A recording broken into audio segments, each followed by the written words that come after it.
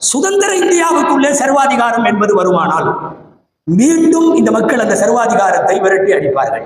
சர்வாதிகாரிகள் சுதந்திரம் பெற்ற நாட்டுக்குள்ளே ரொம்ப காலம் ஓட்ட முடியாது என்பதற்கு சமீபத்தினுடைய வங்கதேசம் ஒரு உதாரணம். வங்கதேசம் ஒரு உதாரணம்.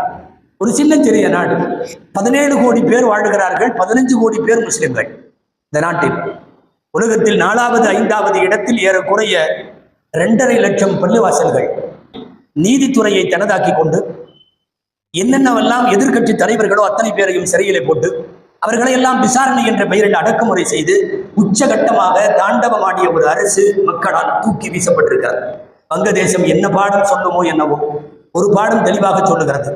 ஆங்கிலேயனிடமிருந்து சுதந்திரம் வாங்கிவிட்டாலும் அல்லது யாரிடமிருந்தோ சுதந்திரம் கிடைத்து விட்டாலும் சுதந்திரம் பெற்ற ஒரு நாட்டில் சர்வாதிகாரிகளாக செயல்படுபவர்கள் ஒரு நாள் மக்களால் அவர்கள் தூக்கி எறியப்படுவார்கள் என்கிற பாடத்தை மட்டும் இப்போதைக்கு நாம் உரத்து சொல்ல வேண்டும்.